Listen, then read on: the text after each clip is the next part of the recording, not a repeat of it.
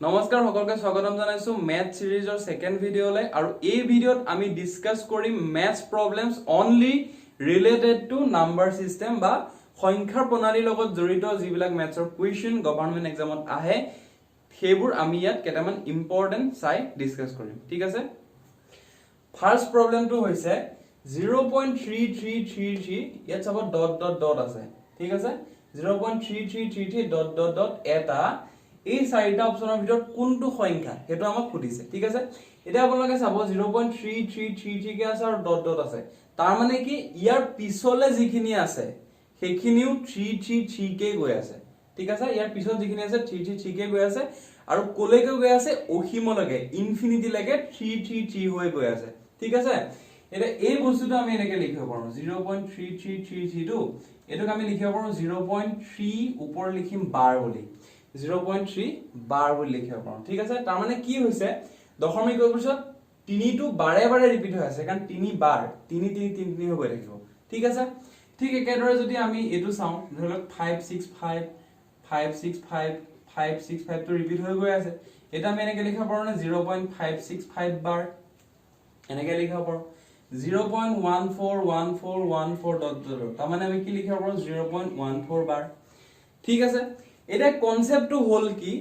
যিবিলাক সংখ্যাত বা দশমিকত এই দৰে হয় তাৰ মানে 0.3 বাৰ 0.565 0.14 এনেকুৱা ধৰণৰ তাৰ মানে এটা সংখ্যাকে বাৰে বাৰে যদি ৰিপিট হৈ থাকে দশমিকৰ পিছত অসীমলৈকে গৈ থাকে সেইবোৰ সংখ্যা সদায় পৰিমেয় সংখ্যা হয় সদায় মনত ৰাখিব সেইবোৰ সংখ্যা কি হয় পৰিমেয় সংখ্যা বা ৰেশনাল নাম্বাৰ গতিকে আনসাৰটো কি হ'ব অপচন নাম্বাৰ এ ঠিক আছে নেক্সট প্ৰবলেমটো দিয়া আছে 22/5 ৰ দশমিক বিস্তৃতিত দশমিকৰ পিছত কেইটা সংখ্যা থাকিব তাৰ মানে 25/22 ৰ দশমিক বিস্তৃতি এটা কথাটো হল প্ৰথমতে আমি জানিব লাগিব দশমিক বিস্তৃতি মানে কি হয় ঠিক আছে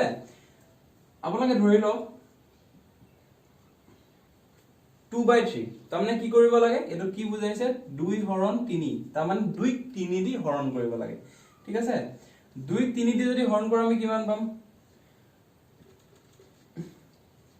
0 0 2 দশমিক দিলো ইয়াত বহিল 3 গুণ 18 2 দশমিক দিলো 6 বহিল এনেকে এনেকে গৈ থাকিব হয় না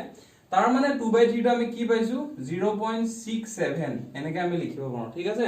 তাৰ মানে 2/3 টো কি হলে কনভাৰ্ট হৈ গল দশমিকলে কনভাৰ্ট হৈ গল নে ঠিক একেদৰে এই ভগ্নাংশটো যদি দশমিকলে আমি কনভাৰ্ট কৰি দিও হেতু হ'ব 22/5 ৰ দশমিক বিস্তৃতি এখানেকে ক্লিয়াৰ হল এতিয়া আমাক সুধিছে এই দশমিক বিস্তৃতিটোত দশমিকৰ পিছত কেইটা সংখ্যা থাকিব ইয়াত যেনেকে দশমিকৰ পিছত কেইটা সংখ্যা আছে এটা দুটা আছে ঠিক একেদৰে এইটো বিস্তৃতিতনো কিমান সংখ্যা থাকিব হেতু উলিয়াব লাগিব ঠিক আছে কিন্তু আমাক দিয়া আছে কিমান 22/25 এটো আমাক দিয়া আছে এতিয়া আপোনালোকে চাব ইয়াত আপোনালোকে কি কৰিব এইটো দি এইটো হৰণ কৰাৰ কোনো দৰকাৰ নাই মই কৈছো এইটো দি এইটো হৰণ কৰাৰ কোনো দৰকাৰ নাই এটো কি কৰিব চাব আমি এনেকুৱা এটা সংখ্যা বনাবলৈ চাম সদায় 10 100 1000 বা একৰ পিছফালে 4টা শূন্য এনেকুৱা এটা সংখ্যা বনাবলৈ চাম কিহত সদায় এই তলত হৰটো আমি সদায় এনেকুৱা এটা সংখ্যা বনাবলৈ চাম ঠিক আছে এতিয়া আপোনালোকে চাব 25 ৰ লগত কিবা পূৰণ কৰি 10 পাব পাৰি জানো নোৱাৰি মানে ভগ্নাংশ পূৰণ কৰিলে পাৰি ইনেটো পূৰণ কৰি 10 পাব নোৱাৰি কিন্তু 100 পাব পাৰি 25 ৰ লগত যদি আমি 4 পূৰণ কৰো কিমান পাই 100 পাই হেতু কাৰণে আমি কি কৰিম 22/5 একে লিখি ললো 25 ৰ লগত 4 পূৰণ কৰিম 25 4 গুণ 100 তেতিয়া হৈ যাব হৈ গল এতিয়া যদি আমি ভগ্নাংশৰ তলত 4 দি পূৰণ কৰিছো ভগ্নাংশৰ ওপৰতো আমি 4 দি পূৰণ কৰিব লাগিব ঠিক আছে যদি তলত পূৰণ কৰো কিমান 100 পাম ওপৰত পূৰণ কৰিলে কিমান পাম 88 পাম এটা কথাটো হল যে মই যে কৈছিলো এনেকুৱা কৰিব লাগে বুলি 10 100 1000 এনেকুৱা কৰিব লাগে বুলি মই কিয় কৈছিলো তাৰ কথাটো হল আপোনালোকে ধৰি লওক 4/10 তেতিয়া ডাইৰেক্ট লিখিব পাৰি নে 0.4 লিখিব পাৰি 4/100 0.04 লিখিব পাৰি 4/1000 0.0004 লিখিব পাৰি ঠিক একে তাৰ মানে হৰত যদি এনেকুৱা একৰ পিছফালে শূন্য থকা সংখ্যা আমি লিখো ডাইৰেক্ট বস্তুটো দশমিকলে নিব পাৰি ঠিক আছে এটো মানে হৈছে এটা চাব 88 ক যেতিয়া আমি 100 দি হৰণ কৰিছো এই 88 ৰ দশমিক দুঘৰ আগলৈ আহিব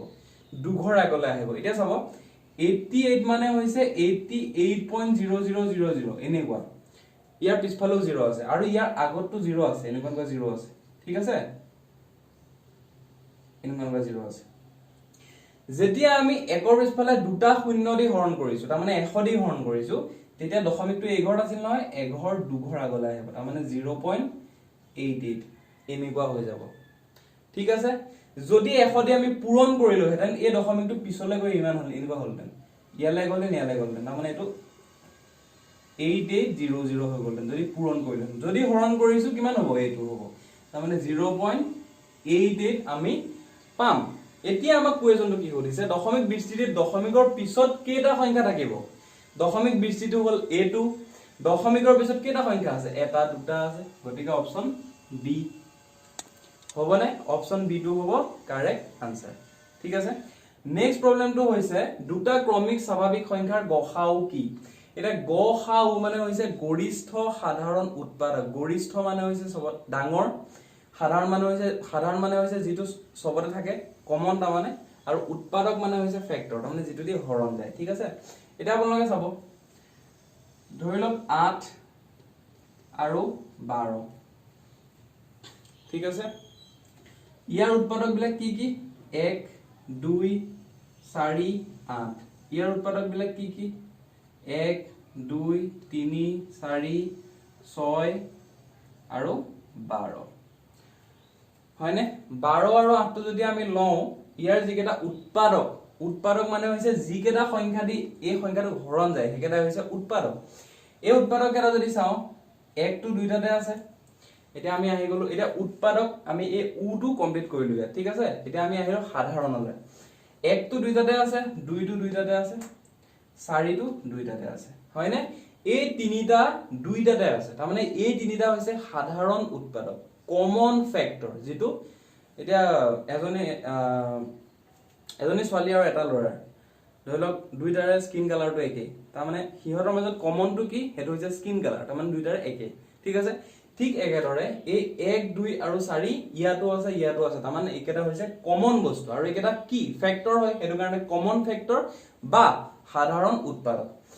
এতিয়া আমি চাম গৰিষ্ঠটো কি বা সবতকে ডাঙৰটো কি 1 2 আৰু 4 ভিতৰত সবতকে ডাঙৰটো কি 4 নহয় নে 4 হয় হেতু কাৰণে 8 আৰু 12 ৰ গৰিষ্ঠ সাধাৰণ উৎপাদক কি 4 ক্লিয়াৰ হৈছে 8 আৰু 12 ৰ গৰিষ্ঠ সাধাৰণ উৎপাদক হৈছে 4 গতিকে গসাউৰ মিনিংটো কি মই এটা বুজাই দিলো এতিয়া আমি কোৱেশ্যনটো লাম কোৱেশ্যনটো দিয়া আছে দুটা ক্ৰমিক স্বাভাৱিক সংখ্যাৰ গসাউ কি ক্ৰমিক মানে হৈছে ক্ৰমান্বয় যোৱা স্বাভাৱিক সংখ্যাবিলাক এনেকে আৰম্ভ হয় 1 2 3 4 5 6 7 8 এনেকে যায় হয়নে এটা আমি যদি এটা ক্ৰমিক দুটা ক্ৰমিক সংখ্যা লৈ লওঁ ধৰি লৈছো 1 2 ধৰি লৈছো 4 5 ধৰি লৈছো 7 8 ঠিক আছে একৰ উৎপাদক কি 1 2 উৎপাদক কি 1 আৰু 2 4 উৎপাদক কি 1 2 4 5 ৰ উৎপাদক কি 1 5 7 ৰ উৎপাদক কি 1 7 8 ৰ উৎপাদক কি 1 2 4 8 ঠিক আছে এনে আমি প্ৰত্যেকটো জোৰত যদি চাও কমন ফ্যাক্টৰ এটাই আছে আৰু হেতু হৈছে কি 1 হয়নে 1 হৈছে প্ৰত্যেকটো জোৰৰ কমন ফ্যাক্টৰ আৰু যদি এটাই থাকে তেতিয়া হিয়ে খদাই ৰজা হয় তাৰ মানে হিয়ে সবকে ডাঙৰ হয় নাই যদি এখন ঠাইত এটা মানুহে আছে তেতিয়া হি নিজকে ৰজা বুলি ভাবি লয় হিয়ে সবকে ডাঙৰ হৈ যায় ঠিক একেদৰে যদি কমন ফ্যাক্টৰ এটাই আছে হেতুই হৈ যাব গৰিষ্ঠ সাধাৰণ উৎপাদক ঠিক আছে গতিকে আমি চাইছো যে প্ৰত্যেক জোৰতে গৰিষ্ঠ সাধাৰণ উৎপাদক এটাই আছে তাৰ মানে দুটা ক্ৰমিক স্বাভাৱিক সংখ্যাৰ গৰিষ্ঠ সাধাৰণ উৎপাদক কি 1 ঠিক আছে গতিকে এই কোৱেশ্যনৰ সলিউশনটো আমি পাই গলো গতিকে অপচন কি হ'ব 1 হ'ব এটো মনত ৰাখিবা আপোনালোকে আপুনি বেলেগ সংখ্যা লৈ চাব পাৰে জোৰ লৈ চাব পাৰে সদায় কি ওলাব 1 ওলাব ক্লিয়াৰ হৈছে নেক্সট প্ৰবলেমটো আমি লৈছো যদি কিউ যিকোনো এটা অখণ্ড সংখ্যা তেন্তে এটা ধনাত্মক যুগ্ম সংখ্যাৰ আৰহী হ'ব এটা আপোনালোকে চাব ধনাত্মক যুগ্ম সংখ্যা ধনাত্মক মানে হৈছে পজিটিভ তাৰ মানে যিবোৰ শূন্যতকে ডাঙৰ শূন্যৰ সোঁহাতে থাকে সেইবোৰ হৈছে ধনাত্মক সংখ্যা বা পজিটিভ নাম্বাৰ এতিয়া পজিটিভ নাম্বাৰ আমাৰ কিহৰ পৰা আৰম্ভ হয় 0 পইণ্ট সামথিং পাই পজিটিভ নাম্বাৰ আৰম্ভ হৈ যায় ঠিক আছে কিন্তু ইয়াত যেটো অখণ্ড সংখ্যা বুলি আছে গতিকে আমি 1 ৰ পৰা ধৰিম ঠিক আছে সংখ্যা ৰেখাত এইদৰে সংখ্যাবিলাক থাকে 0 1 2 3 4 আৰু এফালে -1 -2 -3 -4 0 টু পজিটিভ আৰু নেগেটিভ একোটা ধৰা নহয় এইবিলাক সংখ্যাক নেগেটিভ বুলি ধৰা হয় গতিকে আমি এইখিনি যদি মুহাৰি দিও অকল আমাক কি থাকি যাব 1 2 3 4 এইবোৰ হৈছে ধনাত্মক অখণ্ড সংখ্যা ক্লিয়াৰ হৈছে কিন্তু ইয়াত এটা কথা আছে ধনাত্মক যুগ্ম অখণ্ড সংখ্যা ধনাত্মক যুগ্ম সংখ্যা ঠিক আছে গতিকে 1 ৰ পৰা যদি আৰম্ভ হৈছে তেতিয়া আমি যুগ্ম সংখ্যাবিলাক কি পাওঁ 2 4 6 8 10 12 এবোৰ আপোনালোকে জানেই ঠিক আছে এটা আপোনালোকে চাব 2 টো আমি কি বুলি লিখিব পাৰো 2 পূৰণ 1 4 টো 2 পূৰণ 2 6 টো 2 পূৰণ 3 8 টো 2 পূৰণ 4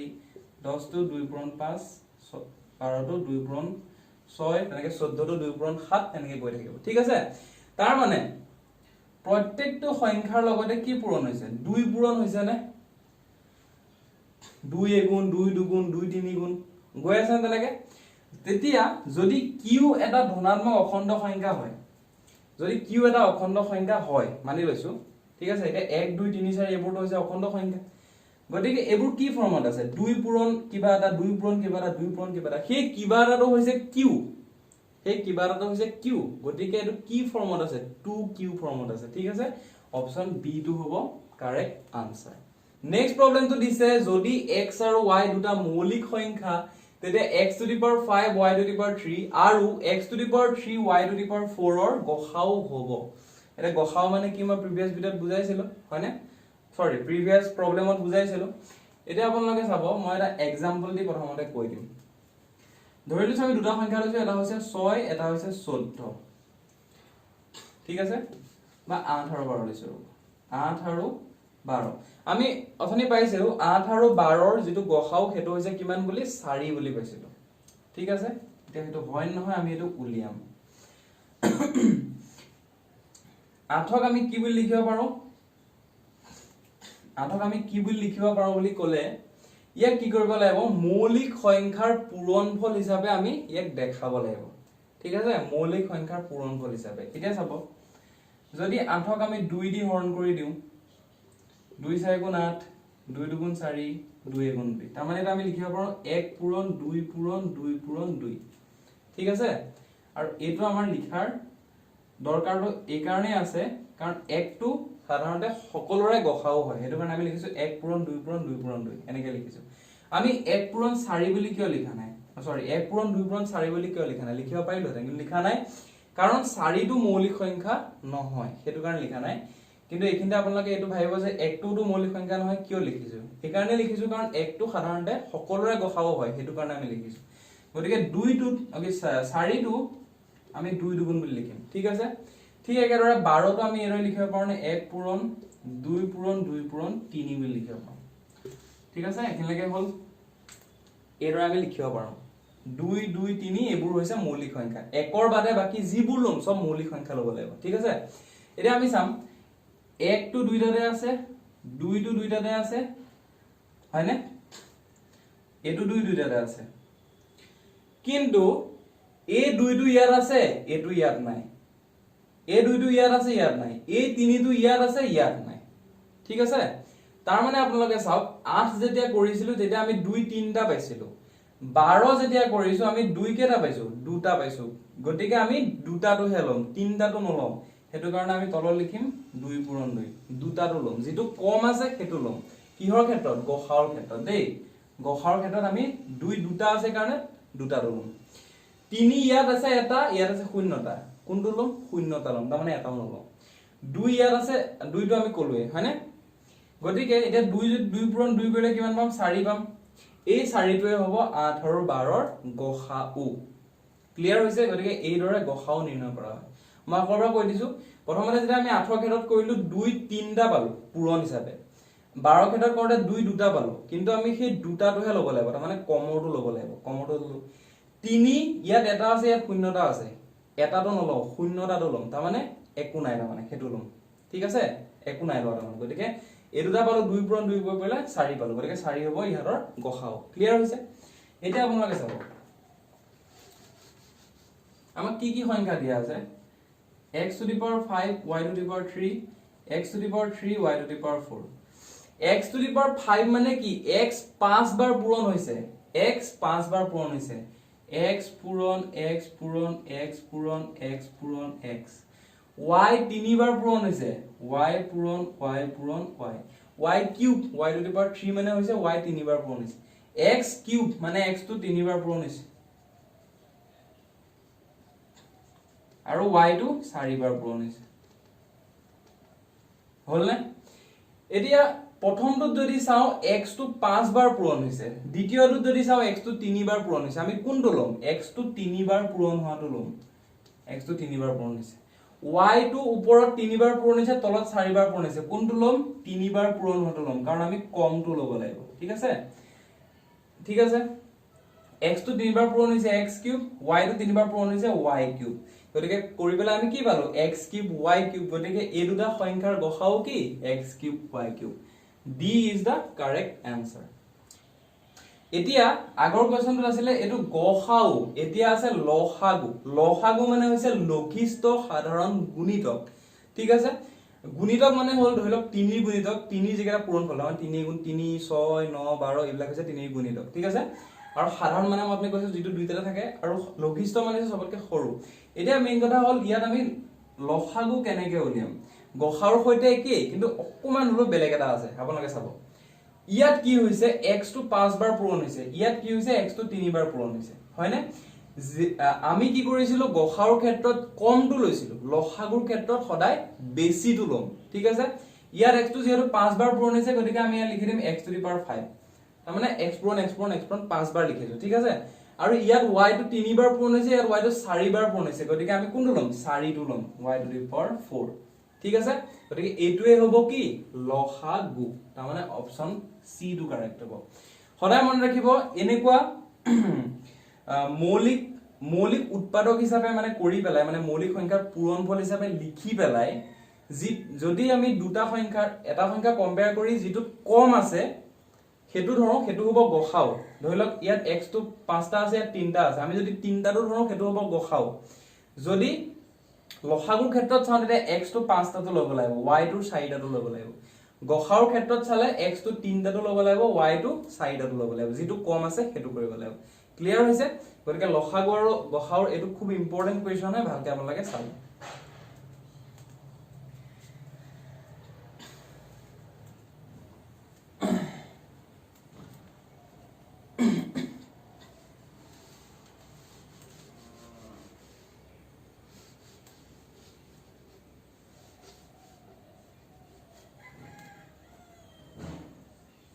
Kasi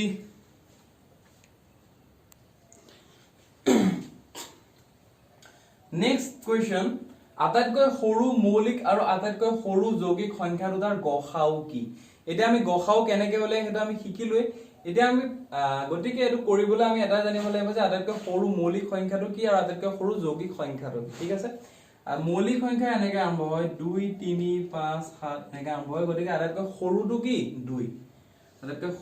সৰু মৌলিক সংখ্যাটো হৈছে 2 যৌগিক সংখ্যা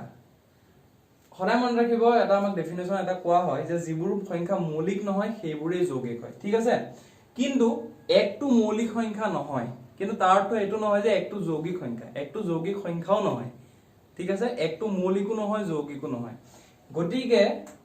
যৌগিক সংখ্যা সদায় আৰম্ভ হয় 4 ৰ পৰা আৰম্ভ হয় 4 6 8 9 10 এবোৰ হৈছে যৌগিক সংখ্যা তাৰ মানে আটাইতকৈ সৰু মৌলিক সংখ্যাটো হৈছে 2 আটাইতকৈ সৰু যৌগিক সংখ্যাটো হৈছে 4 এতিয়া ইহত দুটাৰ গসাও কি গৰিষ্ঠ সাধাৰণ উৎপাদক কি একৰ উৎপাদক কেটা হৈছে 1 2 4 কেটা 1 2 4 কমন কি আছে 1 1 আছে 2 আছে 1 আৰু 2 ভিতৰত ডাঙৰটো কি 2 গতিকে গসাও কিমান 2 তাৰ মানে আটাইতকৈ সৰু মৌলিক আৰু আটাইতকৈ সৰু যৌগিক সংখ্যা দুটাৰ গসাও কিমান পালো আমি 2 পালো ঠিক আছে আজিৰ এটো সেশনত আমি এইকেটাই কোৱেশ্চন কৰিলো কোৱেশ্চন কেটা মই এটো নকওঁ যে এইকেটা কোৱেশ্চন আহিব পাৰে কিন্তু যিকেটা কনসেপ্ট সেই কনসেপ্ট এটা খুব ইম্পৰ্টেন্ট হয় সেইকেটা এপ্লাই কৰি আপোনালোকে বেলেগ কোৱেশ্চনো সংখ্যা প্ৰণালীৰ লগত জড়িত সলভ কৰিব পাৰিব বুলি মই আশা ৰাখিলো আৰু যদি ভিডিওবোৰ ভাল পাইছে লাইক কৰিব আৰু এইদৰে ভিডিওবোৰ পাই থাকিবলৈ চেনেলটো সাবস্ক্ৰাইব কৰিব থ্যাংক ইউ